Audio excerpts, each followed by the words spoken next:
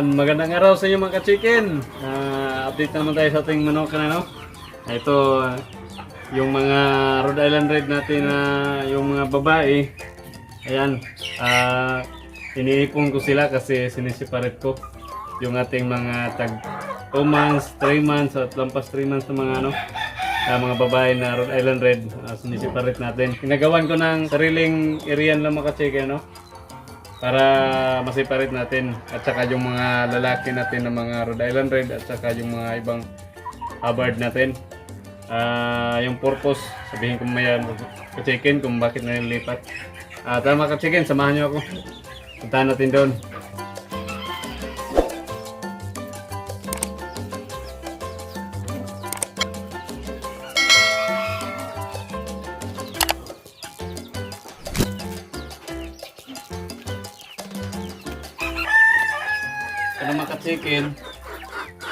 Pero mga ka-chicken, oh, yung ibang mga babae na mga Rhode Island Red natin at ibang yung mga yung sa amin ay mga dumalaga, yung mga tali.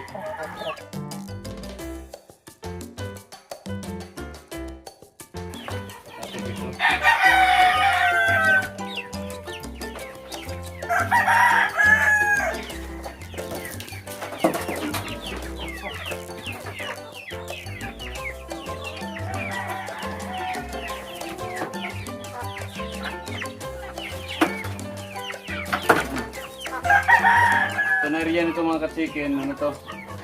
Ito yung dating area na ating pabo. Saka nilipat na rin natin yung pabo doon sa kabila. Pakita ko rin sa inyo mamaya mga ka-chicken. Ngayon, ginagawa ko itong area na ito para sila na lang talaga dito. Yung ating mga babaeng manok na ano, na mga tag 2 months, 3 months na mga babae na ano natin, manok. Yan, lipat ko na sila dito. Tara, pasukin natin mga ka-chicken.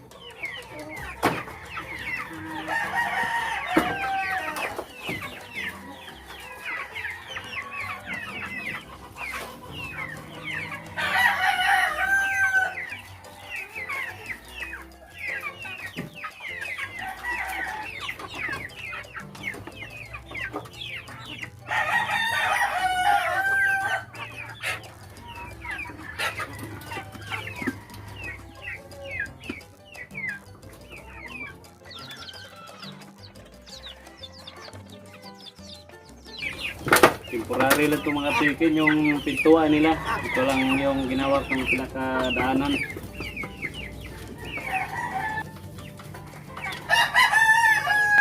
Kasi minamadali ko mga chicken na matapos yung mapaglagyan sa kanila.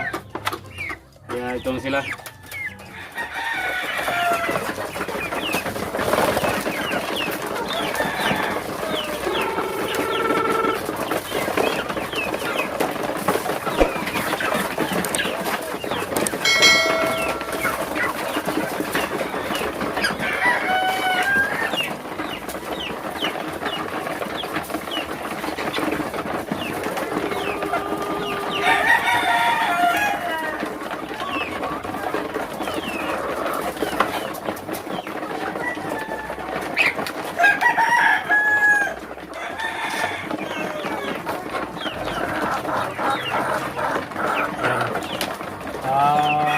Ito na mga ka-chicken, no?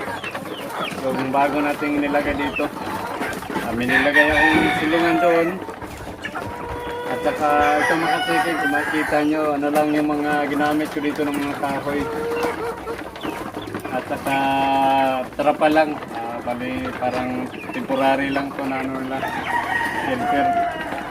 Minamadali ko talaga na matapos para masiparate na natin sila, yung mga Rhode Island Red na at saka ibang manok natin. Yung mga tag 2 months, 3 months sa mga babae, yan dito ko na nilagay. Kasi mga ka-chicken, kung nakita nyo sa mga nakaraan nating video, doon pag nagpapakain ka ng mga manok, yung iba natatalo sila, mga malaki. At dito, hindi na sila magagawan mga ka-chicken ng mga malaking manok. Yan. Saka ito yung silungan nila, at ito yung hukunan nila, dito sila dumadapo pag tuwing gabi. Yan, parang nakita kong komportable na sila. Dito mga ka-chicken, kulang pa ng trapal. Kasi yung available ko na trapal, kasi yung use lang ko namin, nag-short. Kailangan pa natin dagdagan. Bibili tayo ng kahit isang metro, okay na ito. Hanggang doon, yung masisilungan nila. Lalo na ngayon mga ka-chicken na medyo umulan na yung panahon. Maganda talaga na may masilungan sila. At doon ngayon mga ka-chicken, ipapakita ko din sa inyo yung mga lalaki natin na Rhode Island Red. Mga tag 2 to 3 months na lalaki. At saka, ayun, siniparate ko din sila doon sa baba. Ito lang. Purpose sa mga ka-chicken kung bakit natin kailangan ihiwalay sila. Kasi pag mga ganito na kalaki, no? Kasi unang-una na out of strength sila sa mga lalaki na manok. Kung yung mga kasabayan nila sa tuwing kainan, unang-unang faktor yan na parang natatalo sila sa palakasan kung nagagawa na sa pagkain.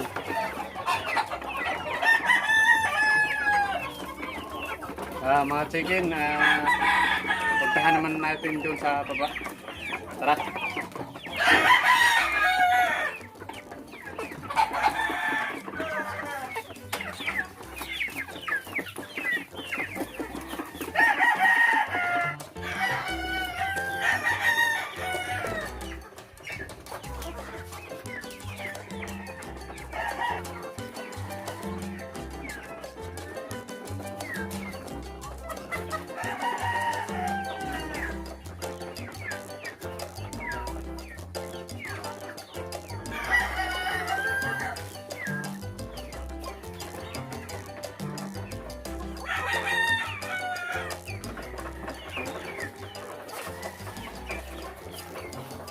Yan. Yan naman ka-chicken kasi minamadali lang natin. Ayan, nandiyan na sila. Yan yung piston na. Punta naman tayo sa baba mga ka-chicken. So, ayan mga ka-chicken. Dito na yung pabo natin. Dito ko na sila nilagay. Yan yung tulungan nila. Yan. Kapag gitlog na ito. Yan.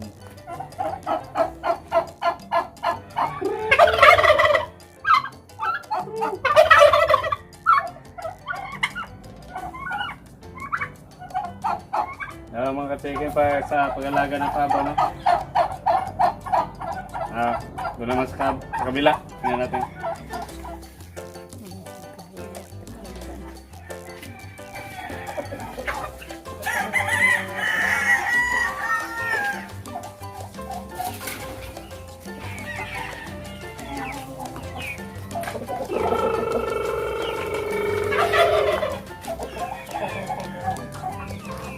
Yan mga ka-chicken, dito ko din nilagay yung mga lalaki natin ng mga manok, ano?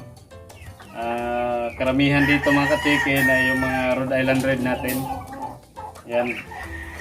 Ito sila, yung mga lalaki lang yun dito. At saka doon yung mga babae. Yan.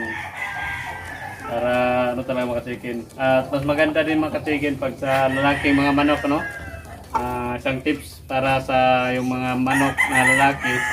Paglaki nila, hindi nag-away-away, mas maganda na yung ganito na simula sa medyo maliliit pa sila, yan, kahit mga ganito, na pinagsasama na natin sila kasi paglaki nila, hindi sila nag-aaway kasi parang ano nila, kabisado na nila yung isa't isa o kilala na nila, kaya hindi sila nag-aaway-aaway.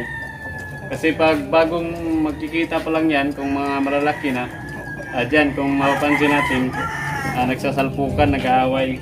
Kasi hindi sila magkakilala, pero pag pinagsama natin ganito, ay mas may advantage din kasi hindi sila nag-aaway-aaway. Tapos kung nagbe-breed naman tayo, halimbawa may 20 tayo na babae at maglalakay tayo ng mga 4 na lalaki dito, paglagay natin, hindi sila nag-aaway-aaway kasi kilala nila yung isa't isa at advantage din sa pagbe-breed natin ng maramihan. Yan, yung ganito na parang sabay sila nung lumaki. Yan, ganito lang mga chicken, no? Yan. Next tasking ko naman ngayon mga chicken. Natapos ko na doon yung paglilipatan. Lilinisin ko na naman tong area nila. Kasi ayan, medyo marumi na. Nilinisan ko pa lang to hapon na umaga. Yan, marami na naman kasi nag-ayos nga ako. May mga gamit ako ditong kinuha, nilipat ko din doon. Ayan, medyo marumi pa. Next naman gagawin, linisin yung area kasi napaka-importante mga ka-chicken yung kalinisan. Ayan, so dito din sila sa silong. Ito mga ka-chicken, makikita nyo, ito yung mga asula natin, ito yung mga alternate o hinahalo natin doon sa pagkain natin mga manok para makatipid tayo. Ayan. Sa mga hindi pa nakapanood mga ka-chicken, kung bago pa lang kayo dito sa ating channel, sa video na ito, sa mga hindi pa nakapanood kung paano ito i-cultivate o ano itong asula, may mga nakaraan na tayong vlog dito. Panoorin nyo lang mga ka-chicken doon kasi i-explain natin ng host ko kung ano ito at saka paano i-cultivate, paano ang pagpakain. Yan, ito lang. Napaganda kasi sobrang tipid talaga ng asula mga ka-chicken. Ayan, kahit araw-araw akong kumukuha, ayan, hindi sila, ang kagandahan, hindi sila naubos. Ayan, mabilis silang dumadami. Basta alagaan lang natin ang husto. Maintain natin yung nila din. Bali, kahit mga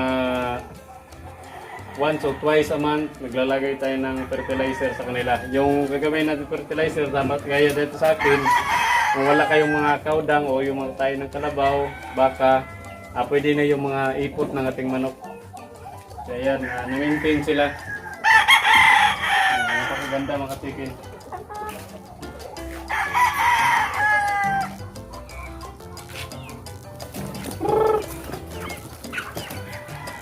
Ayan o.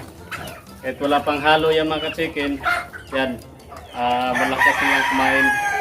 Ayun kang kagandahan mga ka-chicken, no? Gustong-gusto ng ating mga alaga na magkaroon tayo ng mga ganitong pagkain sa kanila kasi kailangan din nila ng mga green leaves na mga kinakain nila. Yan ang kagandahan mga ka-chicken. Kaya yun din mga ka-chicken sa yung pagsiseparate ng ating mga manok, may advantage sa din yan.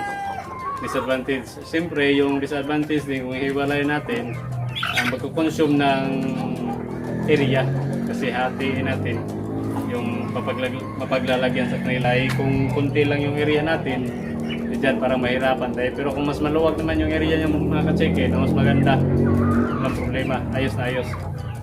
Yan mga chicken, no? Yan lang po muna mga chicken para sa video natin na ito. Mga chicken, maraming salamat sa inyong panonood at sa inyong walang sawang suporta dito sa channel. At sa mga bago pa lang dyan, yung mga hindi pa nakapag-subscribe, please do subscribe and hit the notification bell para updated kayo sa mga susunod pa nating videos sa tungkol sa pagmamanukan at iba pa.